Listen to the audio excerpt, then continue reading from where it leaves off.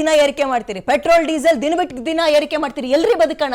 ನೀವು ಕಾಂಗ್ರೆಸ್ ಮೇಲೆ ದೂರ 1000 ಹೇಳ್ಕೊಳ್ಳಿ, ನಮ್ ಕತೆ ಹೇಳಿ, ಬಡವ್ರ ಕತೆ ಹೇಳಿ, ನೀವು ಮಧ್ಯಮ ವರ್ಗದವ್ರು ಹೇಳಿ. ಅಲ್ಲಿ ಯುದ್ಧ ಆಗ್ತಾ ಇದೆ, ನಾವು ಮಾಡಿದ್ವಾ ಯುದ್ಧ? ನಾವು ಹೇಳ್ತಾ ಇದೀವ ಅಂದ್ರೆ ನಿಮ್ಮನ್ನ ನಂಬ್ಕೊಂಡು ಅಧಿಕಾರ ಕೊಟ್ಟಿಲ್ವಾ ನಾವುಗಳು? ಕೇಂದ್ರಕ್ಕೂ ಕಳಕಳಿ ಇದೆ, ಏನ್ ಮಾಡ್ಬೇಕು ಅನ್ನೋದ್ರ ಬಗ್ಗೆ ಯೋಚನೆನೂ ಮಾಡ್ತಾರೆ. ತೈಲ ಕಂಪನಿಗಳು ಪ್ರತಿದಿನಕ್ಕೆ 750 ಕೋಟಿಯಷ್ಟು ಏನು ನಷ್ಟ ಅನುಭವಿಸುವ ಕೂಡ ಯಾವ ತರ ಬ್ಯಾಲೆನ್ಸ್ ಮಾಡಬೇಕು ಅನ್ನೋದನ್ನ ಮಾಡ್ತಿದ್ದಾರೆ.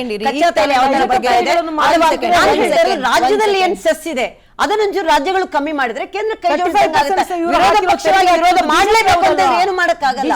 ಹೌದು, ನಡೀತಾ ಇರೋ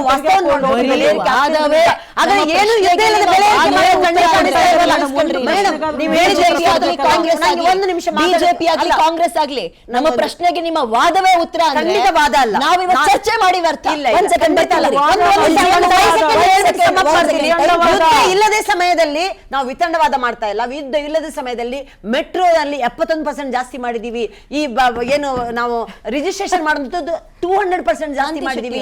ಎಲ್ಲವನ್ನು ದ್ವಿಗುಣ ಮಾಡಿದ್ವಿ ಯುದ್ಧ ಇಲ್ಲದ ಸಮಯದಲ್ಲಿ. ಹಾಲಿನ ಬೆಲೆ ಇರ್ಬೋದು 4 ರೂಪಾಯಿ ಜಾಸ್ತಿ ಮಾಡಿದ್ರು, ನೀವೆಷ್ಟು ಜಾಸ್ತಿ ಮಾಡಿದಿರಿ ಅಂಡ್ ಅವರೆಷ್ಟು ಅವ್ರು ಏನ್ ಜಾಸ್ತಿ ಮಾಡಿದಾರೆ ಅಂತ ಹೇಳ್ಬೇಡಿ. ನೀವ್ ಯಾಕೆ ಕಡಿಮೆ ಮಾಡ್ತಾ ಇಲ್ಲ ಅದಕ್ಕೆ ಉತ್ತರ ಕೊಡಿ. ಬರ್ತೀನಿ. ಕೇಂದ್ರದಿಂದ 10 ರೂಪಾಯಿ ಕಮ್ಮಿ ಮಾಡಿದಾರೆ ತಾನೆ, ಇಲ್ಲಿ ಯಾಕೆ ಕಮ್ಮಿ ಮಾಡ್ತಾರೆ? ಯುದ್ಧದ ಸಮಯ ಅಂತ ನಾನು ಹೇಳ್ತಾ ಇರೋದು.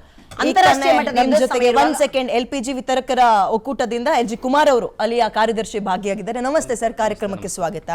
ಅವ್ರನ್ನ ಕೇಳಿದ್ರು ಇವ್ರ ಮೇಲೆ, ಇವ್ರನ್ನ ಕೇಳಿದ್ರು ಅವ್ರ ಮೇಲೆ. ಹೇಳಿ ಸರ್, ಎಲ್ಲಿ ತನಕ ಈ ಬಿಕ್ಕಟ್ಟನ್ನ ಜನಸಾಮಾನ್ಯಗಳಾದ ನಾನು ಎದುರಿಸಬೇಕು, ಬಡವರ್ಗದವ್ರು ಎದುರಿಸಬೇಕು?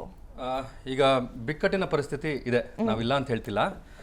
ಆದರೆ ಮಿಡ್ಲ್ ಈಸ್ಟ್ ಇಂದ ಬರೋವಂಥದ್ದು ಅಂದರೆ ಕ್ರೂಡ್ ಆಯಿಲ್ ಆಗಿರ್ಬೋದು ಅಥವಾ LPG ಆಗಿರ್ಬೋದು, ಈಗ ಸರ್ಕಾರ ಏನು ಮಾಡ್ತಾ ಇದೆ, ಅಮೆರಿಕ, ನೈಜೀರಿಯಾ ಮತ್ತು ಅಲ್ಜೀರಿಯಿಂದ ತೊಗೊಂಬರ್ತಾ ಇದೆ. ಈಗ ಅಂದರೆ 30 to 35 ಡೇಸ್ ಬೇಕು ಟರ್ನ್ ಅರೌಂಡ್. ಮೊದಲಿಗೆ ಒಂದು ಶಿಪ್ ಹೋಗಬೇಕು ಸ್ಟೇಟ್ ಆಫ್ ಹಾರ್ಮೋಸ್ ಅಂತಂದರೆ 5 to 7 ಡೇಸಲ್ಲಿ ಬರ್ತಾ ಇತ್ತು. ಈಗ ಹೋಗಲಿಕ್ಕೆ ಬರೋದಕ್ಕೆ 30 to 35 ಡೇಸ್ ಆಗ್ತಾ ಇದೆ. ಅಂದರೆ ಲಾಜಿಸ್ಟಿಕ್ಸ್ ಪಾಯಿಂಟಿಂದ ನೋಡೋಕೋಯ್ತು ಅಂತಂದರೆ ತುಂಬ ದುಡ್ಡು ಖರ್ಚಾಗುತ್ತೆ. ಈಗ ಮೇಡಮ್ ಅವರು ಹೇಳ್ತಾ ಇದ್ರು ತುಂಬ ದುಡ್ಡು ಖರ್ಚಾಗ್ತಿದೆ, ಆಯಿಲ್ ಕಂಪನಿಗೆ ನಷ್ಟ ಆಗ್ತಿದೆ. ಹೌದು, ನಷ್ಟ ಆಗ್ತಿದೆ. ಬಟ್ ಮೇಡಮ್, ನಾನು ಏನು ಹೇಳಬೇಕು ಅಂತಂದರೆ, ಈಗ ನೀವು ಹೇಳ್ತಿದ್ರಿ ಸೆಸ್ ಅಂತ ಹೇಳ್ತಾ ಇದ್ರಿ. ಡ್ಯೂರಿಂಗ್ ಮನಮೋಹನ್ ಸಿಂಗ್ ಕಾಂಗ್ರೆಸ್ ಗೌರ್ಮೆಂಟ್ ಇರಬೇಕಾದ್ರೆ price buildup of LPG, price buildup of petrol, ಡೀಸೆಲ್ನ ನೀಟಾಗಿ ಬರ್ತಾ ಇತ್ತು. ಅಂದರೆ ಸ್ಟೇಟ್ ಇಷ್ಟು ಮತ್ತು ಇಂಪೋರ್ಟ್ ಡ್ಯೂಟಿ ಇಷ್ಟು, ಟ್ಯಾಕ್ಸಸ್ ಇಷ್ಟು ಅಂತೆಲ್ಲ ಇತ್ತು. ಇವಾಗ ಒಂದು 15 ವರ್ಷದಿಂದ ನೀವು ನೋಡೋಕೆ ಹೋಯ್ತು ಅಂತಂದರೆ ಅದು ನಿಮ್ಗೆ ಯಾವುದೇ RTIಯಲ್ಲಿ ಅಥವಾ ನಿಮಗೆ ಯಾವುದೇ ಒಂದು ವೆಬ್ಸೈಟಲ್ಲೂ ಸಿಗ್ತಾ ಇಲ್ಲ. ಈಗ ನೀವು ಹೇಳ್ತೀರಾ ಸೆಸ್ ಎಷ್ಟು ಕಮ್ಮಿ ಮಾಡಬೇಕು, ರಾಜ್ಯ ಸರ್ಕಾರದ ಸೆಸ್ ಎಷ್ಟು ಕಮ್ಮಿ ಮಾಡಬೇಕು? 24 ರೂಪೀಸ್ ಚಾರ್ಜ್ ಮಾಡ್ತಿದ್ದಾರೆ. ಯಾವ್ದ್ರ ಮೇಲೆ? ಇದು ಕಚ್ಚಾ ತೈಲ 55 ರೂಪಾಯಿ ನನ್ನ ಹತ್ರ ಇದೆ, ಇರೋದನ್ನ ನಾನು ಕೇಳ್ತಾ ಇದ್ದೀನಿ, ಇರೋದನ್ನೇ ಕೊಡ್ತೀನಿ ನಾನು. ಕಚ್ಚಾ ತೈಲ 55 ರೂಪಾಯಿ ಇದೆ. ಉತ್ಪಾದನಾ ವೆಚ್ಚ ಏನು ಸಾಗಾಣಿಕಾ ಮತ್ತು ಇದು ವೆಚ್ಚ 7 ರೂಪಾಯಿ ಇದೆ. ಕೇಂದ್ರ ಸರ್ಕಾರ 12 ರೂಪಾಯಿ ಚಾರ್ಜ್ ಮಾಡ್ತಾ ಇದೆ. ಅದರಲ್ಲೂ ಈಗ 10 ರೂಪಾಯಿ ಕಮ್ಮಿ ಮಾಡಿದ್ದಾರೆ. ಆಮೇಲೆ ರಾಜ್ಯ ಸರ್ಕಾರ ಇದನ್ನ ನಾನು ಪೆಟ್ರೋಲ್ ಇದ್ರ ಬಗ್ಗೆ 106 ರೂಪಾಯಿ ಏನಾಗಿದೆ, ಪೆಟ್ರೋಲ್ ಬಗ್ಗೆ ನಾನು ಮಾತಾಡಿದೆ. 55 ಅಲ್ಲ, ಎರಡು ಒಂದೇ. ನಾನು ಹೇಳುದು ಗ್ಯಾಸ್ ಪೆಟ್ರೋಲು ಎರಡು ಜಾಸ್ತಿ ಆಗ್ತಾ ಇದ್ದ ಬಗ್ಗೆ ನಾನೊಂದು ಮಾತು ಮಧ್ಯದಲ್ಲಿ ಇದು ಮಾಡಿದೆ, ಸಾರಿ. 55 ರೂಪಾಯಿ ಕಚ್ಚಾ ತೈಲ ಇರುವಾಗ 8 ರೂಪಾಯಿ ಉತ್ಪಾದನಾ ಏನಾದ್ರು ಮಾಡೋದು ವೆಚ್ಚ ಆಗುತ್ತೆ. ಆಮೇಲೆ 7 ರೂಪಾಯಿ ಸಾಗಾಣಿಕೆ ಮತ್ತೆ ಡೀಲರ್ ಪ್ರೈಸ್ ಆಗುತ್ತೆ. 12 ರೂಪಾಯಿ. 7 ರೂಪಾಯಿ ಇಲ್ಲ, ಪೆಟ್ರೋಲ್ ಡೀಸೆಲ್ 7 ರೂಪಾಯಿ ಇಲ್ಲ. ಯಾಕಂದ್ರೆ ಪೆಟ್ರೋಲ್ ಡೀಸೆಲ್ 3.5 ಇಂದ 4 ರೂಪಾಯಿ. ಇಲ್ಲ, ಅದರಲ್ಲಿ ಸಾಗಾಣಿಕೆ ಮತ್ತು ಟೋಟಲ್ ಸಾಗಾಣಿಕೆ ವೆಚ್ಚ ಮತ್ತೆ ಅದು 7 ರೂಪಾಯಿ ಆಗುತ್ತೆ. ಕೇಂದ್ರ ಸರ್ಕಾರ 12 ರೂಪಾಯಿ 10 ರೂಪಾಯಿ ಕಮ್ಮಿ ಮಾಡಿದೆ ಆಲ್ರೆಡಿ. ರಾಜ್ಯ ಸರ್ಕಾರ 24 ರೂಪಾಯಿ, ಟೋಟಲ್ 106 ಅಂತ ಇದ್ದದ್ದು.